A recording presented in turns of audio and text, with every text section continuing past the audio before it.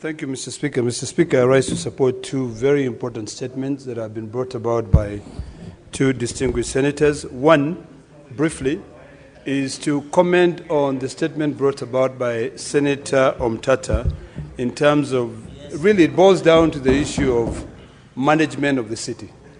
Mr. Speaker, before this constitution, during the BBI period, some of us had seen an opportunity to be able to bring in positive change to how a city like Nairobi is managed.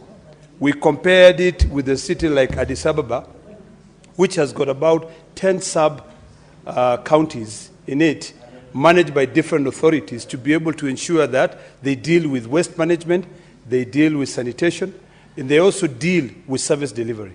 Mr. Speaker, when we are talking about the issue of managing or lamenting here on how filthy and dirty the streets of Nairobi are, I think it is about time that we become more future-centric and come up with a solution on what we are going to do, because every single day as we talk, we will never solve the problem of Nairobi. Nairobi will continue being filthy, dirty. Mr. Speaker, if you go to Enterprise Road, you'll be shocked.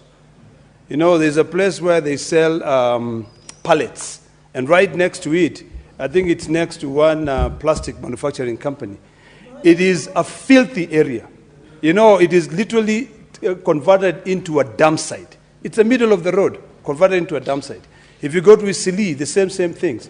Mr. Speaker, it is about time that we start thinking about how do we manage Nairobi. And ultimately, my proposal will be Nairobi should never have been made a county. Nairobi should not be made a county.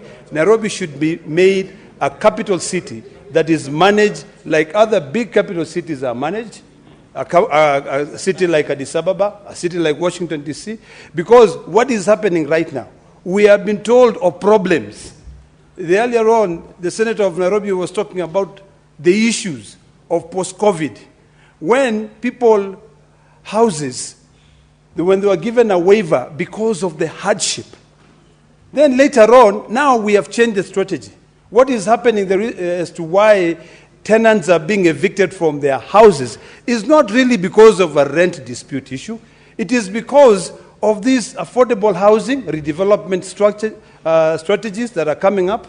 And instead of taking those people and sitting down with them and saying, let us find a way that we build these houses for you to be able to live here and continue contributing to this economy, we now kick them out. Those are things that, Mr. Speaker, that needs to be thoroughly investigated and a solution found, one that will be able to take care of the needs of these citizens who live in Nairobi. It is true, all of us live in Nairobi. Members from all the 47 counties live in Nairobi.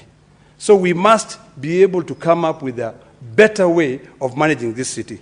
Secondly, Mr. Speaker, I don't want to waste a lot of time on these issues, is the statement raised by the good senator of Kilifi. Mr. Speaker, we were in Kilifi a while ago, and all of us were shocked with the level of poverty in Kilifi. We talked about affirmative action in Kilifi.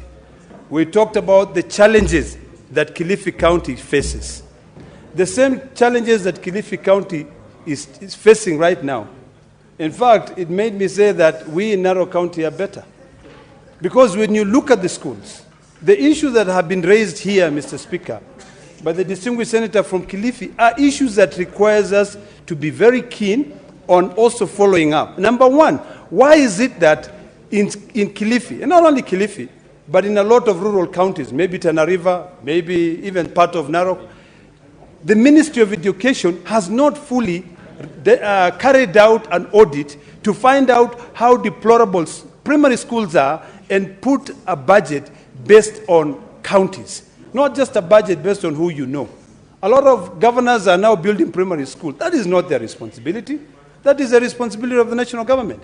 So the issue, the first issue that the senator raises is an issue that requires us to follow up. The Ministry, the Committee on Education should follow up to ensure that that matter of deplorable schools, primary schools in Kilifi is taken care of. Number two, Mr. Speaker, the distinguished senator raised an issue of food for kids. It is true, recently we saw a video in social media, in the mainstream, where kids were being asked to recite Hare Krishna for them to be given food. For that, Mr. Speaker, I only have to go to the Bible, and I'm happy that the pastor is here. I think it is Matthew 3:6, where it says that you should not let your left hand know what your right hand is doing. When you give in secrecy. You know, if you're willing to give, whoever has gone there, don't force the kids to recite, you know, so that you can be able to give them food. I was sitting down here and we were discussing it with my minority leader, and he said a long time ago, some of us were being told to go to Catholic to school, and we have to be able to do the Lord's Prayer before we're given food. Is that right? That is not right. Why are we still poor in this country?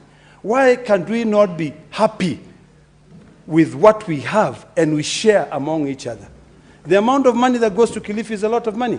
But is it proportional to the amount of money that is budgeted by the Ministry of Education to be able to support the kids in Kilifi? So, Mr. Speaker, these issues that have been raised are important.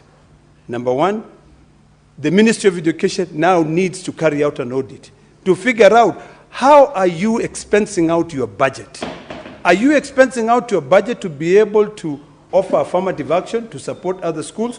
Or number two, what can we do to ensure that these kids who cannot afford a meal are actually taken care of? Those are issues that I hope will not disappear in this statement as we try to sensationalize the issues of poverty in the country, that we follow through, and I hope our committee will do the same. Thank you, Mr. Speaker.